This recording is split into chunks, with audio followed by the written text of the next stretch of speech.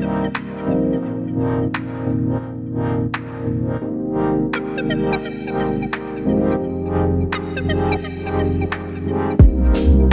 buenas noches, sean ustedes bienvenidos a la primera reunión científica de la Sociedad de Radioterapia del Perú del año 2025. Para dar unas palabras de bienvenida, tenemos al doctor Cristian Vargas del Río, él es el presidente de nuestra sociedad.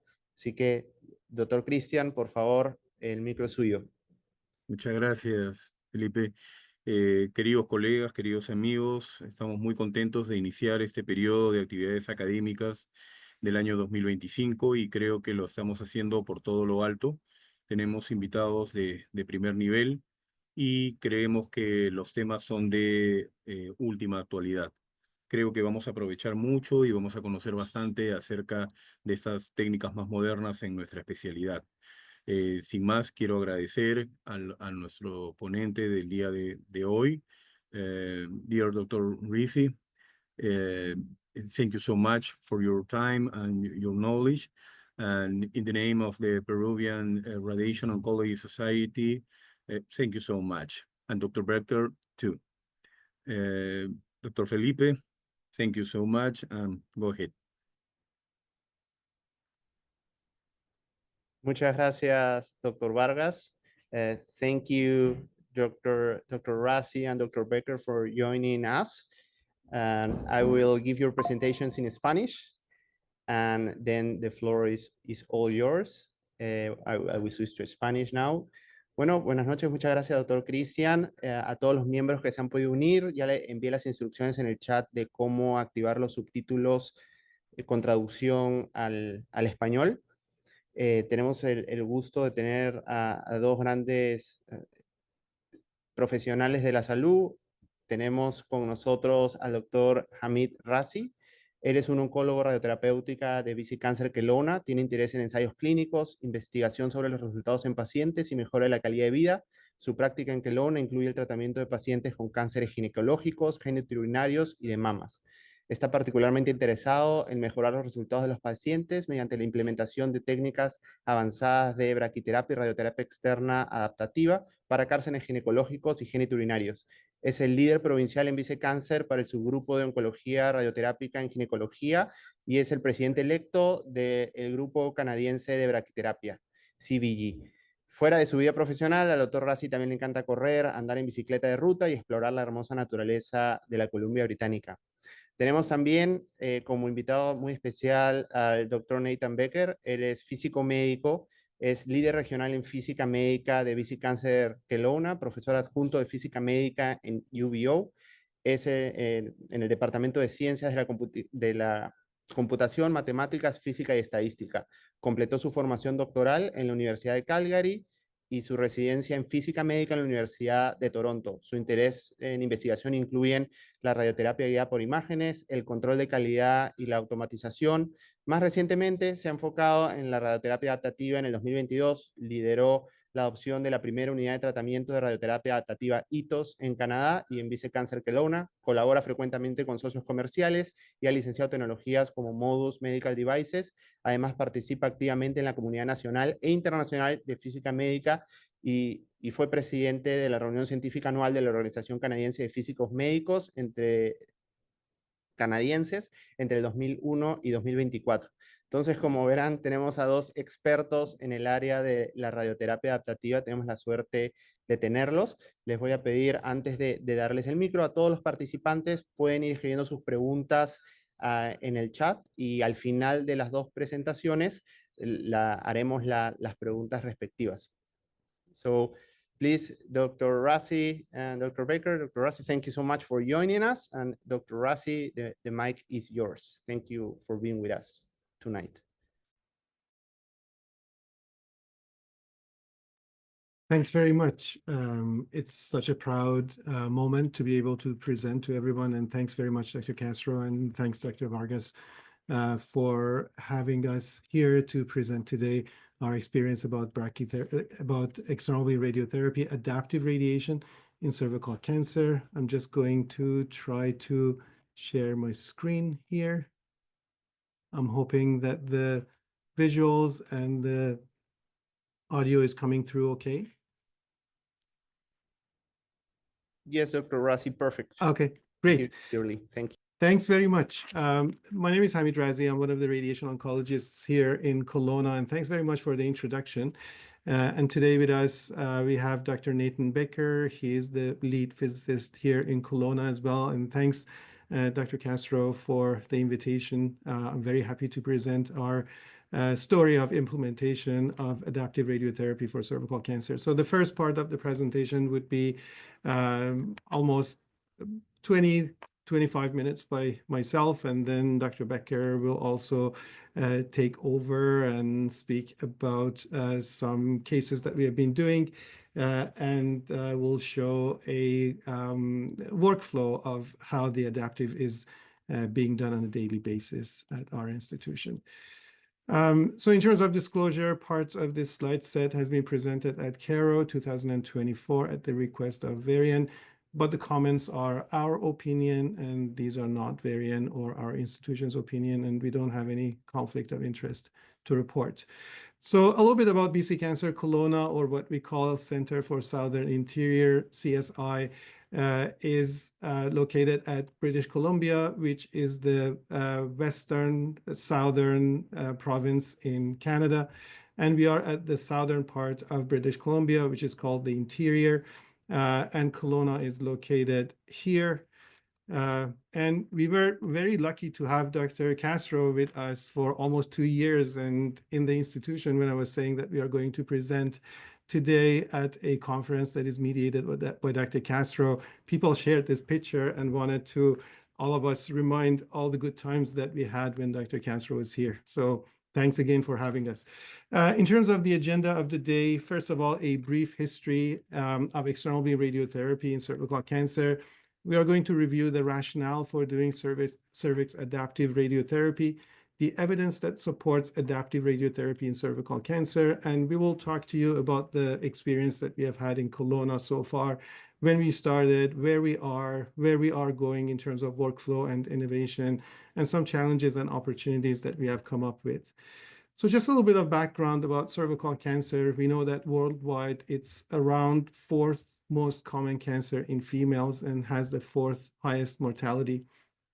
In 2022, globally, there were almost 600,000 cases, new cases of cervical cancer, and around 350,000 cases of death due to cervical cancer. Worldwide, around 62.5% are locally advanced at the time of diagnosis. Certainly, there's some difference in terms of prevalence of this disease across the globe, but in Canada, around 2% of new cancers in females are cervical cancer, which would translate into around 1,400 new cases in 2022 and caused around 380 deaths from this cancer in the same year. In terms of treatment for locally advanced cervical cancer, the treatment, as we all know, is the combination of chemotherapy and radiotherapy. The radiotherapy would be external beam radiation for 5 weeks, 25 fractions, total dose of 45 gray, and brachytherapy for 3 or 4 insertions, and chemotherapy would be weekly cisplatin concurrent with external beam radiotherapy.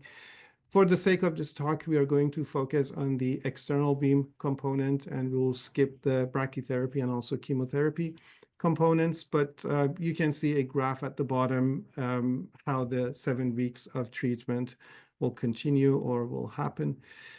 In terms of the history of external beam radiotherapy, those of us who started radiotherapy practice a bit sooner recall that in 1960s, for example, the treatment planning was mainly 2-dimensional, based on the bony anatomy and not having very clear understanding of the location of the tumor or the organs at risk. The fields would be set up based on the bony landmarks. So certainly the problems with this setup would have been missing the target and also unclear normal tissue exposure. So we don't really know where the normal tissues are located within this 4-field box, as we all know is called. Moving forward, 3D conformal radiotherapy was the paradigm that followed the previous one. In this paradigm, certainly it is based on CT planning, and the tumor and organs at risk are visualized based on the CT scan, and therefore the received dose could be calculated. But still the treatment setup would be the anterior, posterior, and lateral fields, and therefore there's a chance that normal tissues will receive a higher dose of radiotherapy as compared to intensity modulated radiotherapy or volumetric modulated arc therapy, which you can see a picture or a video here. At the bottom right, you can see the patient's cartoon on the bed, and the machine is turning around the patient while the aperture of radiation continues to modulate, and therefore there's a chance for more conformal radiotherapy. If we compare the VMAT plans with 3D CRT plans, you can see that the 95% of prescription is more conformal around the PTV, as opposed to 3D conformal radiotherapy, where we get these boxes of 95% of prescription. And certainly when you look at the low dose splash, you can see that the 50% of prescription is also more conformal, as opposed to 3D conformal radiotherapy, where there is a splash of 50% prescription anteriorly, posteriorly, and laterally. But does all of that really matter? We have a clinical trial, RTOG 1203. This is not in the context of intact cervix. This is post-operative adjuvant pelvic radiotherapy for cervical or endometrial cancer, where patients received 4-field radiotherapy with 3D conformal planning versus pelvic IMRT. 278 patients were accrued, and the main question was whether doing intensity modulated radiotherapy would that translate into an improvement in quality of life. So what they did was that they checked the quality of life based on epic bowel and urinary scores during and after radiotherapy, and pro-CT-CAE after radiotherapy. So as you can see in these two left-sided graphs, during the course of radiotherapy in week 3 and week 5, there was an improvement in epic bowel and bladder symptoms or scores in favor of intensity modulated radiotherapy, which according to the EPIC scores did not continue post radiotherapy. But if you look at pro-CT-CAE, it actually continued into an improvement in diarrhea scores after radiotherapy, 5 weeks post-pelvic radiotherapy, an improvement in fecal incontinence frequency and fecal incontinence interference. If you look even longer for grade 3 plus toxicity with pro-CT-CAE scores, you can see that even 1 year after, there was a significant improvement in diarrhea scores, but not bowel frequency or bowel interference, but that was significantly improved in favor of intensity modulated radiotherapy in week number 5. So what this trial really showed was that although dosimetrically we can see that there's a difference in normal tissue exposure to radiation, it really has an impact on the quality of life, particularly in bowel domains, which may continue after radiation is over. So it really matters, all to say. But if we wanted to use that in the context of intact cervix, what kind of concerns do we have? Like I said, this trial was in the context of post-operative adjuvant radiotherapy. So the main concern is missing the target. And the reason for that is that the uterus really moves around. So there's a large inter and intrafraction movement of cervix and uterus. And that's because the bowel position, the bladder position would impact the cervix and the uterus position. So this is a study, quite old, 2011, but you can see that there is a maximum of 15 millimeter intrafraction seed displacement and around 18 millimeter interfraction seed displacement. A systematic review in 2014 showed that interfraction cervical movement, which means how much cervix really moves while the fraction is going on, could be up to 16 millimeter anterior-posteriorly, 8 millimeters superior-inferiorly, and up to 10 millimeters laterally. So how do you compensate for that? Certainly, you need to have larger margins. And when you have the larger margins, obviously, that would translate into a higher risk of toxicities. So here you can see one of the patients that we treated. While the bladder fills up and empties, there's a lot of movement of the uterus, which is captured here. What is the traditional solution for this movement is larger PTV margins. So this is a study, again, from 2011, quite dated, but 10 patients, CTV was contoured on each cone beam CT, and that was compared to the planning PTV. The mean PTV required to encompass this CTV was 15 millimeters, but even with 15 millimeters of PTV margin, there was CTV miss in around 32% of times. If you wanted not to have any CTV miss, you needed to have more than 3.5 centimeter margin for CTV, from CTV to PTV in all fractions.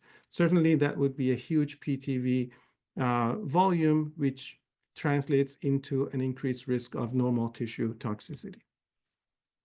The second problem is that during the treatment, the cervix tumor, as we know, rapidly responds to radiation.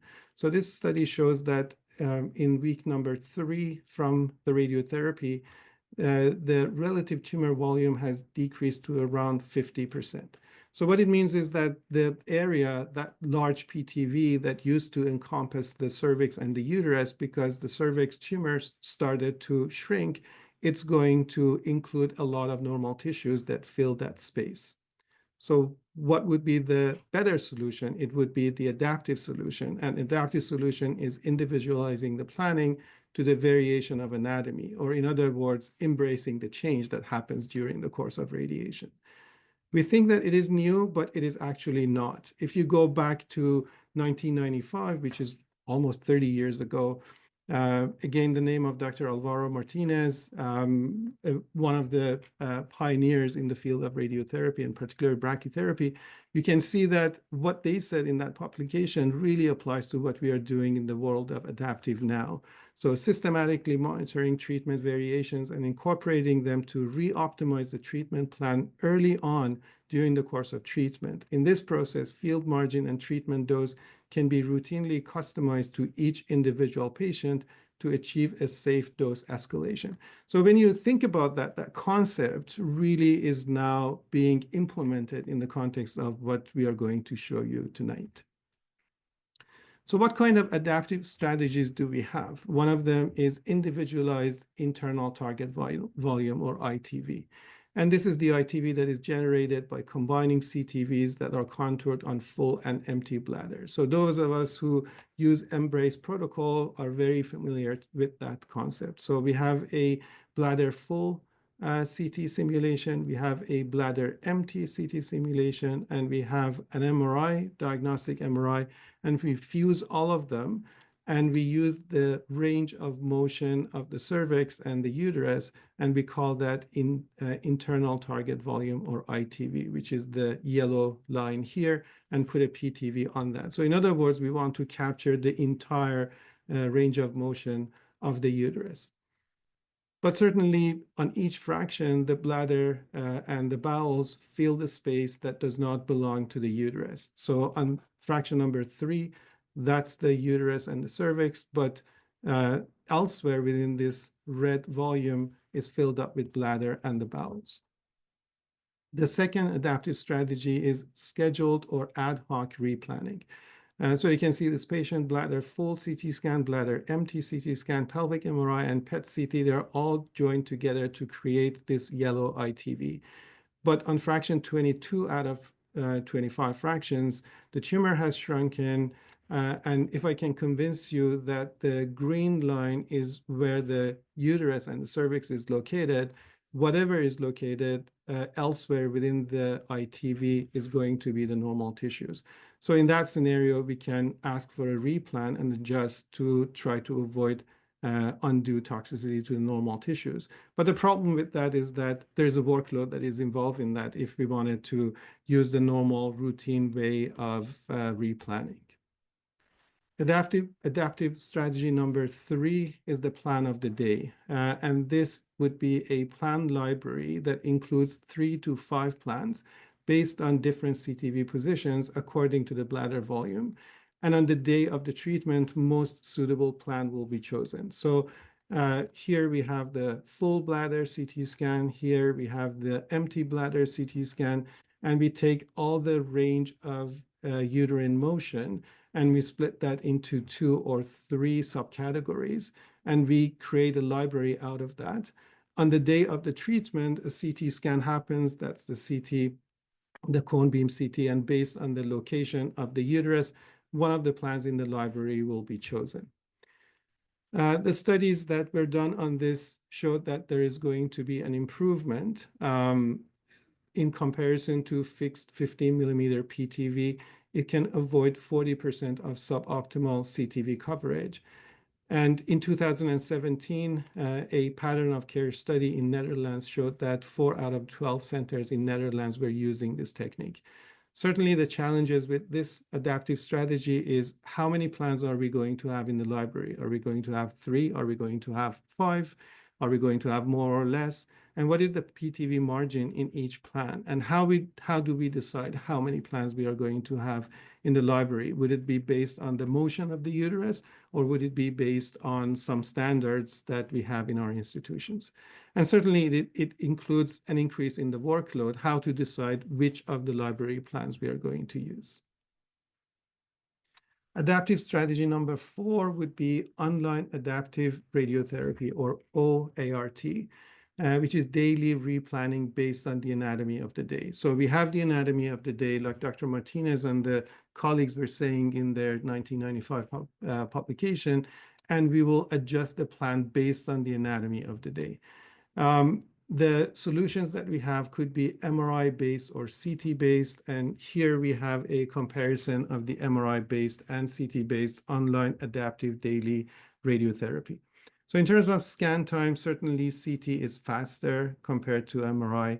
In terms of image quality, obviously, there is excellent soft tissue definition from MRI, which we cannot really achieve with CT scan.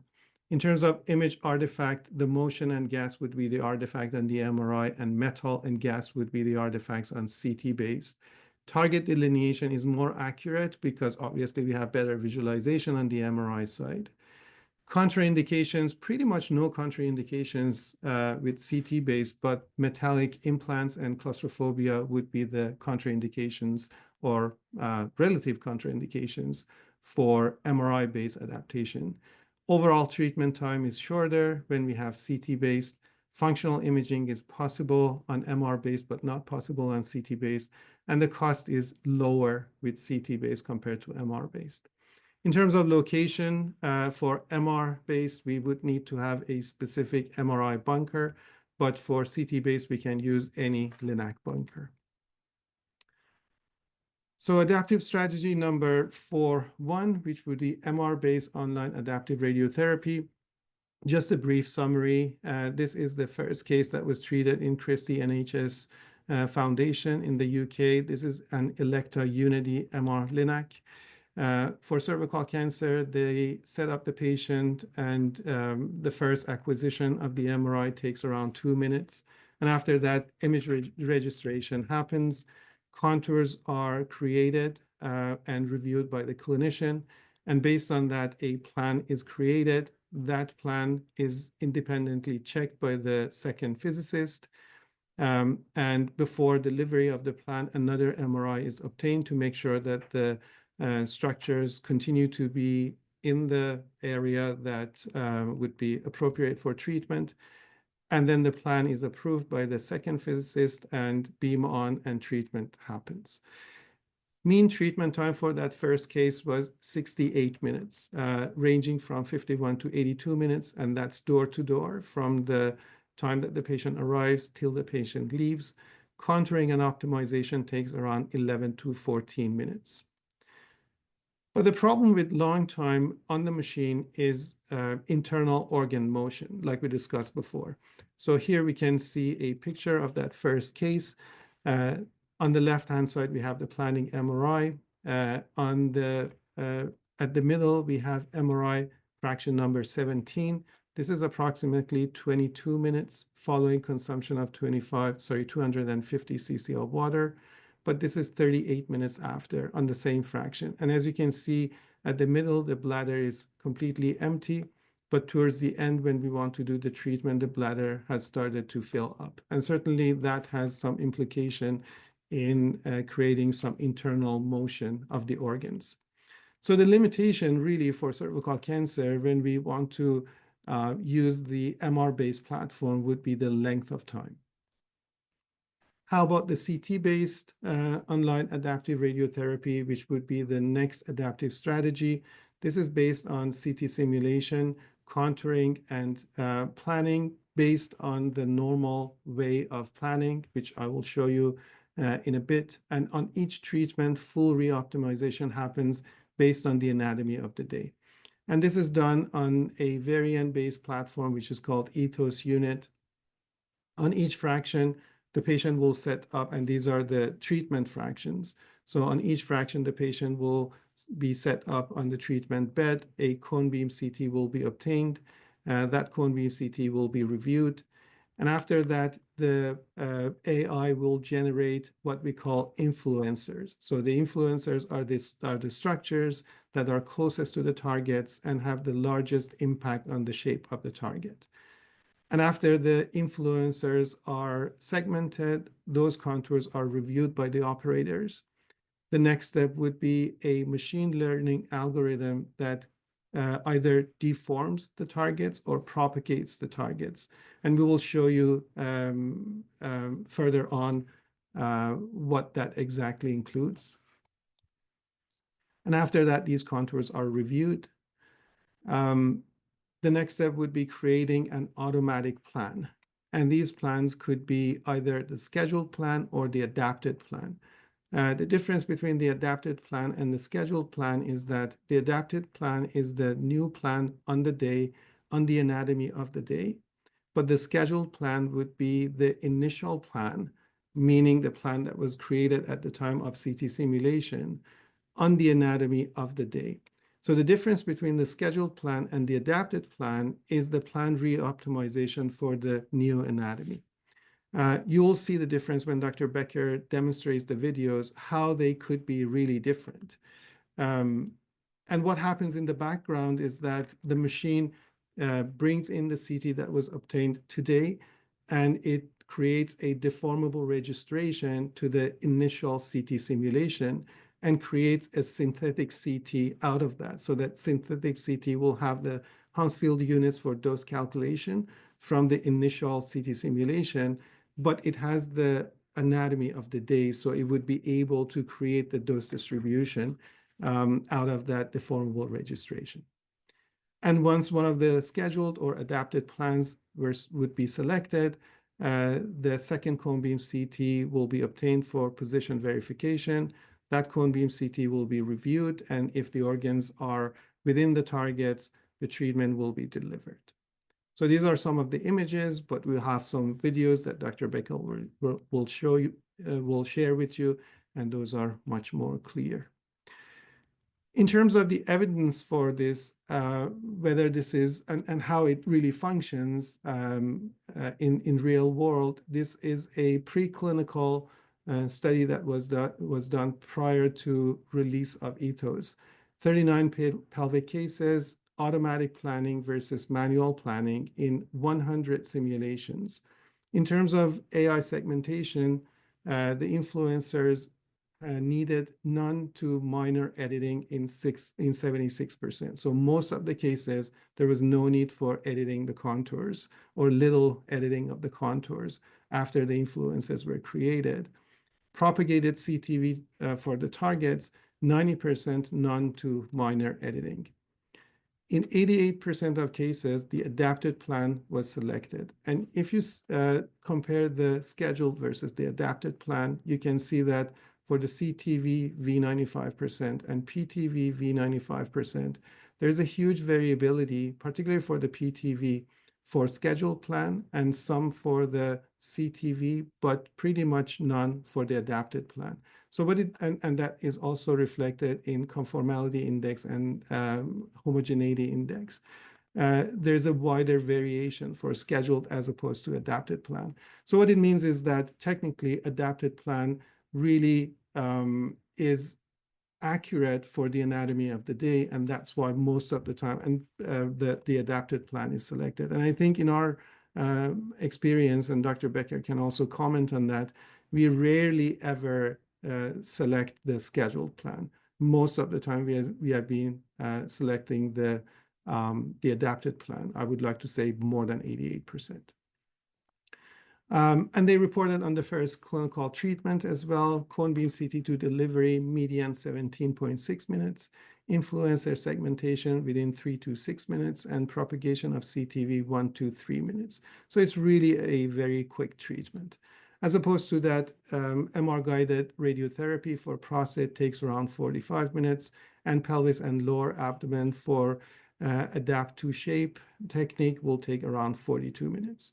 So that really shows how fast the CT-based adaptive could be. How about in cervical cancer? In this study, they used the variant ethos emulator, used 15 retrospective cases, and these are cervical cases, 5 fractions with adaptive radiotherapy versus standard of care, and they used a margin of CTV to PTV of 15 millimeters for standard of care and 3 millimeters for adaptive. Physicists were contouring, and the accuracy was around 95%. Around 73%, there was no need for CTV edits, and there was 21% just minor CTV reduction, but no expansion. So what it shows is that the CTV or the target contours that are created by physicists in this particular study were highly accurate. In terms of CTV coverage, despite the fact that there was 15 millimeter margin from CTV to PTV on the standard of care, there was 25% under coverage of the CTV, despite that very large margin that did not exist in adapted, despite the fact that they had only 3 millimeter of margin. And if you look at the dosimetry, there is significant improvement in dosimetry for organs at risk when we are using the adaptive technique. And you can see that in bowel V45 gray and bowel V40 gray, rectum D 50%, and bladder D 50%, with a significant decrease for adaptive compared to non-adaptive radiotherapy. Median time, 3.6 minutes for OAR review, 7.4 minutes for CTV review, and 16.8 minutes total time. So it's a very fast treatment. This is another study trying to understand what is the proper PTV margin, and they came up with the number of 5 millimeter margin sufficient to encompass 98% of CTVs. And as you can see, we are using the 5 millimeter margin for both primary and also nodal margins. What evidence do we have? None so far. RTO cervix trial under the care of Dr. Mayadev in UC San Diego is currently ongoing. They are looking at 125 patients. These are all patients who get adaptive radiotherapy, and the main outcome would be GI toxicity using pro-CTCAE score of 3 or more at the conclusion of adaptive radiotherapy, in addition to secondary objectives that you can see here.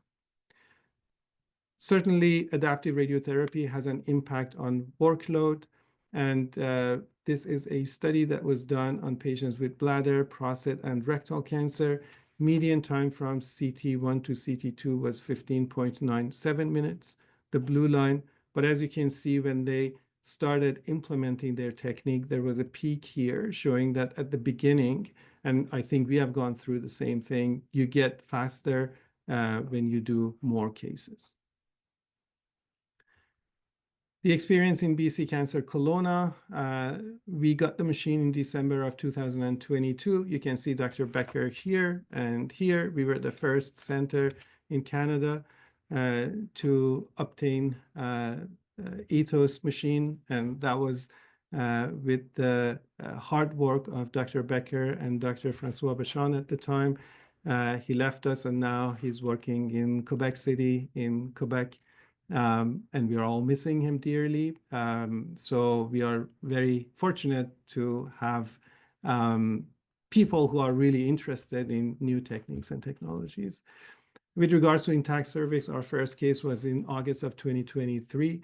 Currently, we have treated 14 cervix patients with adaptive. Now we are using that as the routine treatment for our intact cervix patients. including periodic treatment with nodal simultaneous integrated boost to the periodics and pelvic nodes. We book the patient for around 40 minutes, but typically patients are in and out of room in less than 20 minutes. And the involvement of radiation oncologists has decreased to something less than 5 minutes. So it would be very quick going in and coming out. In terms of a case, this is a 33-year-old female with T2B cervical adenocarcinoma, HPV associated with no avid lymphadenopathy on PET scan. Pelvic MRI showed a 2.7 centimeter mass, early right perimetrial invasion. If we wanted to do image-guided radiotherapy and VMAT, this would be the ITV, and the red would be the PTV, which is again a very huge volume.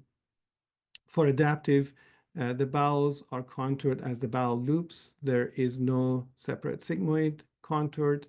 We contour the bladder and the rectum separately. With regards to targets, we use the MRI and examination for GTVP, and then add the cervix to the GTVP to come up with HRCTV.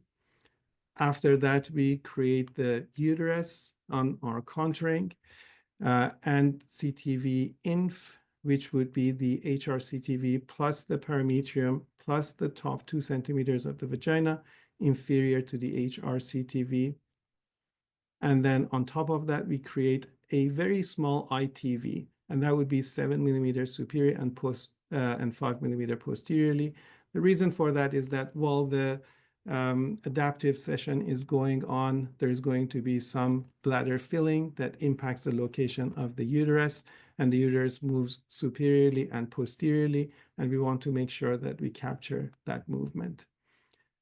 We create the ITV P, which is the combination of ITVP uterus and CTVP inferior, and then have a 7 millimeter margin of that on that to come up with PTV primary. And these are the other contours. I'm not going to really take too much of your time, but the margin for CTV to PTV for the nodes is 5 millimeters, as well as the nodal boosts. So I'll hand it over to Dr. Becker for the demo, but I can advance the slides. And I will stop here. I'll switch to my screen, Hamid. Okay, Share. so I can stop here. Can you see that? Yes. All right, thank you for that great overview. So what I'm going to do for the next 10 minutes or so is just a demonstration of kind of an online ethos adaptive treatment. And Hamid gave a great overview of some of the steps that you'll see, but I just wanted to highlight them with you. The first step I'll show you is an initial hypersite cone beam CT acquisition. Then we're going to go through, and again, the terminology, I hope they translate well, but we're going to do influencer editing, and that's influencers are basically the organs at risk that the AI contours for us. Then we're going to do a target review editing workspace. Now, the thing that we're starting to learn as we do more of these adaptive is that artificial intelligence is great, but it's not always correct. And we've been able to save a lot of time by doing something called propagating the initial contours. So rather than have the AI draw the target for us, we'll use the initial target that the oncologist drew and just propagate and align it. And this works great for elective nodal volumes or gross nodes that we're treating because they don't change a large amount over treatment. But for something like the uterus or the perimetrium, that's where the AI really helps us because we see a lot of variation on a daily basis for those types of targets. Then we'll go over a plan review window, and then we'll look at what the verification imaging looks like. So I just have some videos here. So this will kind of show you it live as we're going. And step one is the initial cone beam CT. And for those of you who haven't seen hypersite, especially hypersite on an ethos, the only thing to see is that it's extremely fast. It takes about 7 seconds to acquire an image. and that's it right there. The image is done, and it takes about 30 seconds to reconstruct the image, but you spend a lot more time watching reconstructions and less time watching the machine rotate around. So it's a very quick acquisition. Once the image is acquired, we do a very short review of the image to make sure that there's nothing unacceptable in the image for treatment. For example, if we had a large gas bubble or the bladder filling was not correct, we might get the patient off the treatment bed. The benefit of adaptive, though, is we actually aren't very concerned about those sorts of deviations because we can adapt around them. We don't have to worry about the bladder and the rectum as much. So after the image is acquired, we do this influencer editing. And you can see here the artificial intelligence is finding the bladder, bowel, rectum, and the uterus. Now, the uterus is an important one because it's an OAR technically, but it's also a target. This is what we want to treat. So we're going to spend most of our time looking at the uterus. We still want the rectum, bowel, and bladder to be approximately correct, but they don't have to be perfect. So this step takes around 15 to 20 seconds for the influencers to be contoured. And you'll see right when they appear there, look on this sagittal view, it does a pretty reasonable job. So there are safety checks in place on Ethos. So they start off as red, which means you haven't reviewed them yet. And then they turn green once you scroll through and look at the contours. So it doesn't let you just blindly trust the artificial intelligence. It forces you to do some contour reviews. So in terms of training people for adaptive radiotherapy, one of the things we really highlight is if you're going to make edits, if you're going to change the contour, that takes time, and you should only do that in areas that it's dosimetrically relevant. So on the bladder, we don't spend any time on the anterior bladder wall. All of it is in this area next to where the targets is. So once we're happy with the bladder, we'll move on to the rectum. That's the next easiest one.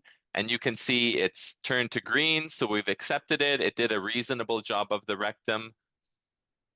Now, bowel can be a challenge. When there's lots of bowel gas and lots of artifacts up here, the AI sometimes has a challenge. So actually, it skipped to the uterus right now. And we spend most time up at the fundus, just making sure that the top of the uterus is contoured correctly. And we err on the side of, if we're uncertain about something, we'll err on the side of being more generous and contouring a little bit extra. For reference, on the computer screen next to Ethos, we have the original plan open, and we can look back and forth to make sure that what we're contouring is very similar to what the radiation oncologist originally drew. And you can see up in the bowel, we review it, but at the end of the day, we don't have any very high dose going in that area. There's no gross nodes on this case, so we very quickly do a review of the bowel. So once we're done with the influencers, the AI moves to contouring the targets. And the vendor Varian wants you to trust the artificial intelligence and just do a review of what the artificial intelligence tells you. But in our experience, we would rather trust what the radiation oncologist drew initially. And so every time we do an adaptive, we'll hit this button here, which says edit the targets. And what this means is, so watch closely here, I'm going to right click and propagate, and that's dropped into view the original contour as the oncologist drew it. So now we can rotate it, we can align it with the spine here, we can shift it around if we need to, but now I know that the artificial intelligence hasn't changed this contour at all. And as we scroll through on the axial slices, you can see it looks excellent. It's treating the right areas. It follows the pelvic wall very nicely, and I can be confident that that's the correct volume and the AI hasn't made a mistake. For something like the perimetrium, though, it's an area between the rectum and the bladder, and that changes so much on a daily basis that we do need to adjust that. And so again, we'll have a reference contour next to us, and we'll have we'll go through the AI contour slice by slice and review it, and make sure that it's sparing the rectum as much as we want and sparing the bladder as much as we want. So once we're happy with that set of targets, we can accept the changes on the bottom right, and then the plan will start generating. Now, this is one of the more simple cases that we treat. We only have pelvic nodes, an elective pelvic nodal area, and no gross nodes.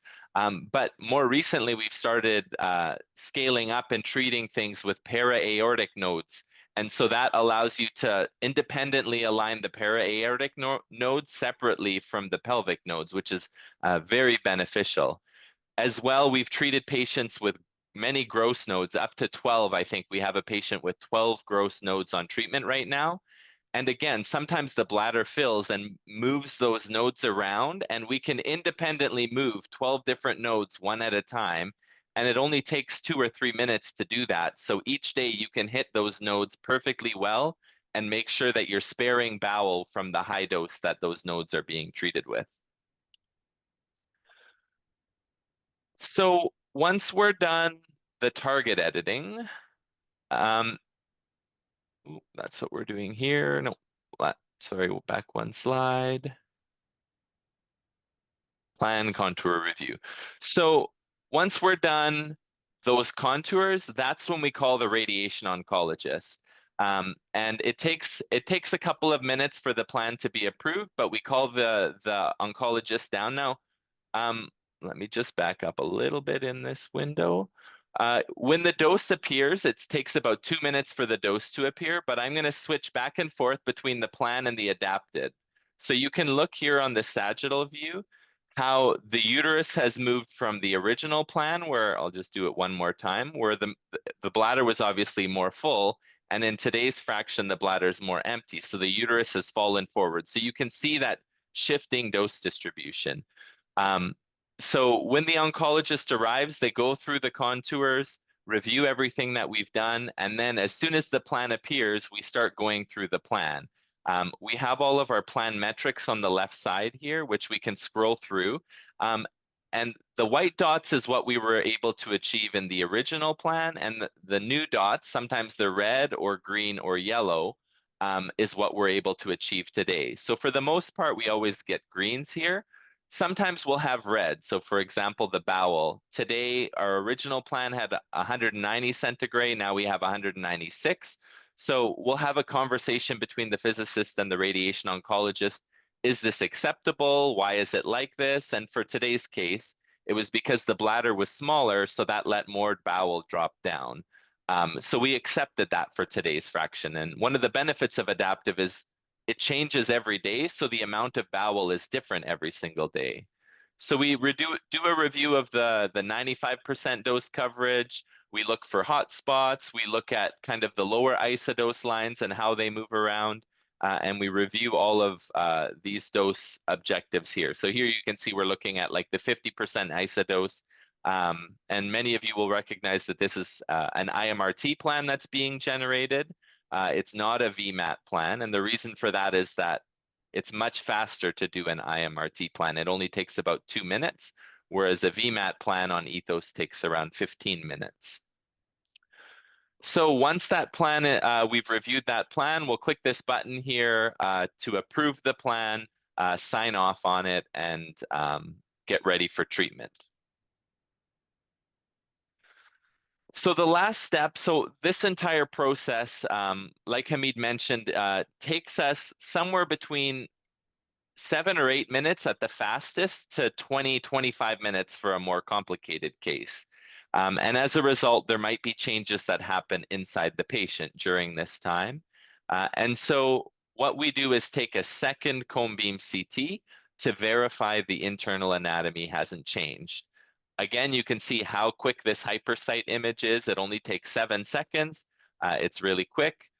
We'll wait for the reconstruction to happen, and then we do a review of the new contours and the new anatomy to see if there have been any changes.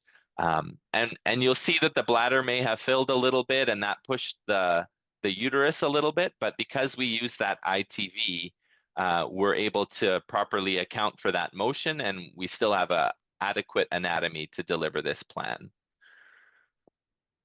So the machine automatically does a match for us, and then we'll do a quick review of it. So right now, this is the new image, and you can see on the sagittal, when we flip back and forth, there's not a lot of motion at all and hardly any bladder filling.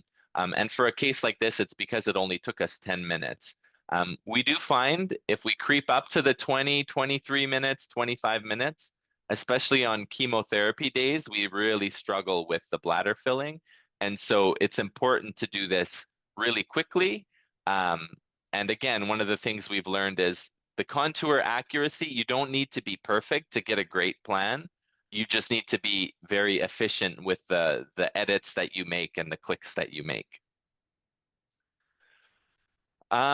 So again, just a summary slide. I think Hamid showed this already. We've treated 14 cervix patients. As I mentioned, we do some with para-aortic nodes. We actually have one on treatment now that has an inguinal node volume as well. And as her legs move around, sometimes it can be a very challenging target to treat, but we're able to adapt it every day. Up to 12 gross nodes, and even that treatment we're able to do in less than 30 minutes. Hamid said we did 40 minutes. We've actually reduced to 30-minute bookings, and we're looking to reduce them even further.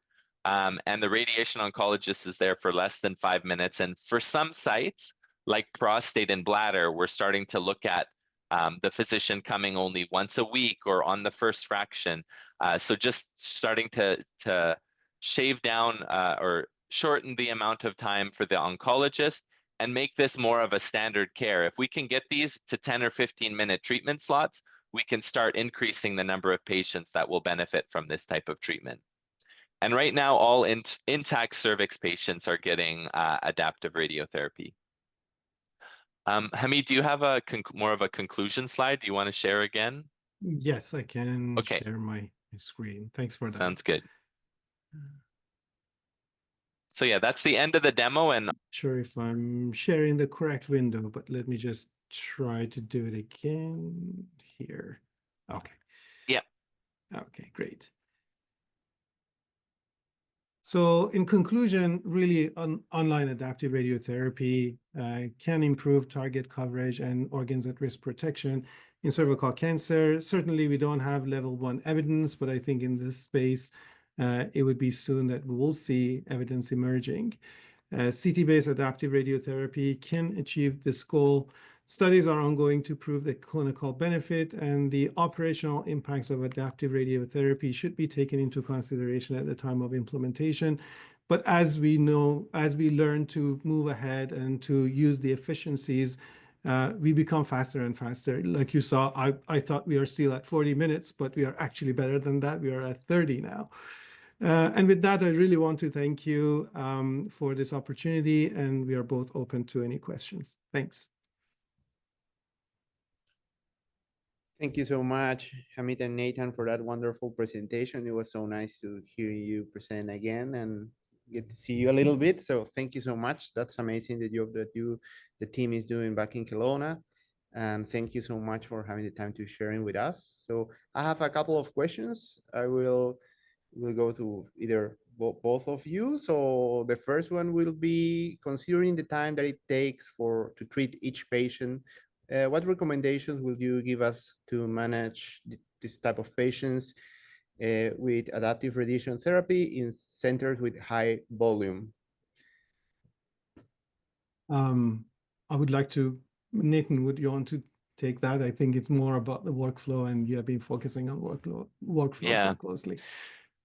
Yeah, for sure. And I mean, one of the benefits of Ethos or a Halcyon unit specifically is that it is much faster to treat than a true beam. Now, obviously that depends on are you treating everything VMAT? Are you cone beam CTing everything? Or it depends on how you're treating patients, but Ethos is significantly faster than a C-arm Linac. It can rotate faster, everything's faster. So for us, even though we're doing let's say right now we have 6 or 7 adaptive patients on treatment in a day, we can still treat more in that given day than the C-arms down the hall because it is so fast to treat a standard IGRT patient. Not every patient on ethos needs to have adaptive, and so you can still use the time that you're saving on your standard patients to benefit the ones that really need the adaptive radiation treatment. The other piece, and I mean, I think it was something I learned when I was in Toronto, that initially it seems like it's going to be slower and it's going to take a long time, but as the technology improves, right now we spend probably half of the 20 minutes waiting for computers to do things, to optimize a plan, to calculate targets. And as computers speed increases, as the technology gets better, I really see that time going down to 0, and that we'll be able to do an adaptive in 10 minutes. And the times that we have to put a patient on and off the bed because the imaging isn't good, the bladder isn't full, all of those things that we normally do on the other units, we won't have to do anymore. And we may be able to treat patients faster with adaptive and with this new technology than we can without. Now, that's still 5-10 years in the future, but there's a lot of learning to do between where we are now and then. But definitely for a high throughput center, I think just the addition of a Halcyon or an Ethos can really speed things up for you and save you some time that you can start learning the adaptive piece as well. Thank you so much, Nathan. I have another question from Mario Vicente. What would be the correction procedure in case of weight loss in the patient? Have you have any of those? That's more. Yeah, so the benefit of adaptive is that every day it's recontouring the external anatomy of the patient. It is recontouring your targets, your OARs, and as the patient loses weight, the dose is updated on a daily basis. And so if you're doing adaptive, that is automatically accounted for every single day. You don't need to do anything. For IGRT patients or patients that aren't getting adaptive, we still have to think about that, and we may have to send them for a replan. But for adaptive patients, it's not an issue. Excellent, thank you. And I would like to say that's one of the efficiencies. That's one of the efficiencies for doing adaptive, that all of that change in contour and shape of the body will be taken into account when a new plan is developed every day. Yeah. That's incredible. Thank you both so much. I have another question from Dr. Vargas. Do you consider changes in CTV margin in case of re-irradiation? Have you have any cases of re-irradiation? That's actually a great point. Yes, I think in the setting of re-irradiation, now we haven't really started doing re-irradiation as a standard of care in gynecological cancers, but we do have a provincial registry protocol. So we do have a way of planning patients. And certainly when you're doing re-irradiation, your main worry would be the organs at risk. And the way that you can see the organs at risk on the day of the treatment, as opposed to IGRT, really is a great opportunity for doing re-irradiation. And we haven't really, and Nathan, I would be eager to know your standpoint, but I think we haven't really created a clear workflow for adaptive re-irradiation, but we preferably want to use adaptive for the cases that we do re-irradiation for. And so we have done one, and we've tried a lot of different things with adaptive. We've done one pancreas saber adaptive, for example, just to get a feel for, is this something that will be valuable to our patients? And so we've done one re-irradiation case. It was a post-brachytherapy case where the patient recurred in the seminal vesicles, and it was very beneficial because, again, as Hamid said, it's the organs at risk that drive the dose that we can deliver. And when you take a CT simulation, you might end up with bad anatomy on that day, and you might not be able to get a lot of dose in. But then as the fractions progress, some days the rectum is much further away, some days the bowel is further away. And as long as you build your adaptive recipe in the right way, You prioritize the dose to those OARs, and some days you can't get as much dose in, but on the next day you'll get the full dose that you want in, and you're really able to thread the needle of the dose limits of those organs at risk. So hugely beneficial in the reirradiation setting, I think, and it's something we'll definitely explore more. Thank you so much. For Hamid, I have a question for you, Nathan, as well. What are the main clinical indications for implementing adaptive radiotherapy in routine practice? I mean, how do you choose which patients will go to adaptive, knowing that, well, it used to be like the radon have to be there every day, but now I'm hearing that it is only called maybe only the first time, or if there is any changes. So how do you select currently the patients that go to adaptive? So I can give you my 2 cents, and that would be whenever you think that there's going to be a lot of interfraction or intrafraction change in the shape of the organ. That's where the adaptive would be super important. So in the pelvis, the 2 sites that we are really focusing on as the routine practice would be the cervix that we presented already, and also the bladder. And I think the other setting, like was discussed before, is when you really, really want to be cautious about the organs at risk dose. So for example, you have a spot that you would want to deliver a very high dose to, and there happens to be a very close organs at risk that passes by. Re-irradiation is a good setting, is a good example of that. So I think in this current, and I'm talking only about the pelvic tumors because I do GU and gynae most of the time. I would like to say the bladder and the cervix would be the 2 ones that, at least in my mind, would take priority. But Nathan, you have a more kind of broad spectrum of indications across the board. So I'm interested in your thoughts as well. Yeah, and I mean it's changed a lot as we've treated. I would say in the early days we did just prostate, and that's just because it's maybe not the most beneficial, but it's a good site for learning on, and we really sped up and increased our speed. As we're moving to have no radiation oncologist at the unit, we're again looking back to prostate as the first site to pilot that. Again, not because the patient benefits, but because the staff benefit and they can learn the procedure and get more efficient at it. And then we can move to more difficult sites. There are many different strategies for picking patients. For me, it's always just pelvis because things change a lot in the pelvis, but there are sites focusing on lung and shrinking lung tumors. There are sites that focus on head and neck, and the slow, steady changes that happen over the course of a head and neck treatment. So lots of different people try different approaches, but for us, we're just focusing on the pelvis, and we're trying to pick sites where we can offer it as a standard of care to all patients, because it's really challenging to hand pick to say, oh, you're going to get it and you're not. And so a few of the doctors even said, until I can offer it on all my patients, I don't want to do it on any patients for that particular site. And so now for bladder and cervix, that's where we're at, where we offer it as standard of care to all patients. Some are more mobile inside and benefit more from it. Especially the younger patients. We've had a stream of kind of 25 to 35-year-old females that it's really, really benefited. Some it doesn't benefit as much, but we still learn a lot from those cases. So, well, thank you to both of you. That was really helpful. A couple of more questions, and the last question. So, for Nathan, what are the key technological advancements that enable the clinical implementation of image-guided adaptive radiotherapy? I think you already talked on that. And I guess a 2-part question: what are the dosimetric challenges and quality assurance consideration when implementing an adaptive radiotherapy workflow?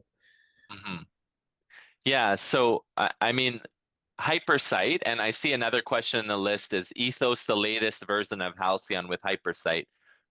Ethos now comes with Hypersite as standard, but Hypersite is just the latest imaging that can be on a Halcyon or it can be on an Ethos, and it significantly improves the image quality of cone beam CT images to the level where adaptive really becomes, I would say, easy to do. The first 1 year of our adaptive program, we didn't have Hypersite, And we had a few challenging cases where we even had to back out and say, no, we can't really do adaptive because the images just weren't good enough. So I think excellent image quality is the first thing that you need. And then everything downstream of that is just very efficient workflows and efficient artificial intelligence and automatic planning, efficient processes down the way that let you do it in a quick amount of time. So 15 minutes or so. So that's really the technology pieces that you need. And I see that even improving significantly over the next 5 years with each version of Ethos. Version 2 is coming out in the spring. We don't have it yet in Canada, but once it gets here, there's some significant improvements that will make us even more efficient. What was the second part of the question, Felipe? About the dosimetry quality assurance? Yes, yes. So in this rapid, high stakes environment, quality assurance almost becomes even more important, but it is a paradigm shift, and especially for your medical physics team. Physicists typically want everything 100% perfect, the most perfect plan, the most perfect dose distribution sculpted perfectly, and they will spend an extra 2 hours to make that perfect plan. In adaptive, that just doesn't work. And so you have to change your mentality that a 90% good plan with better anatomy is more beneficial for the patient than 100% perfect plan, but the patient anatomy has changed. So that's a paradigm shift that the physics team really takes some time to get used to. But you still need quality assurance, and you have to change it to more like an airline checklist of these are the things we must do every time to remain safe. And as long as we're checking these checklists, we should reduce the chance that an incident happens. Now, the one big benefit of especially the fractionation that we're doing, 25 fraction cervix, for example, is if something happens in one fraction and you make a mistake, you've got more fractions to correct for it. And so what we found one case, for example, that we missed part of the fundus of the uterus. So you just adjust and add 5 more centigrade to the rest of the remaining fractions, and you can account for that. So it is a lower risk environment in terms of if something does go wrong, you have an opportunity to correct for it. Now, obviously, that's not the case if you're doing single fraction adaptive or 5 fraction prostate where the stakes are a little bit higher. And as a result, your checklist and the things you check need to be more stringent in those higher stakes treatments. Oh, that's so useful. Thank you so much, Hamid and Nathan. That was a wonderful presentation. Thank you for taking the time to do this. Hopefully, there will be more presentations coming in the future. And you're always welcome to come to Peru in person as well. Have some ceviche maybe. So yeah, Certainly. the attendance has been incredible. More than 130 people have joined the meeting, so that's incredible. We appreciate it so much. And I know Dr. Vargas, he was so excited, and all the scientific committee of the Peruvian Radiotherapy Society to have you both here. Thank you so much. Thank you, everybody that joined the meeting. If you have a couple of minutes, everybody that could stay, if they can turn on their cameras to take the first official picture of the year.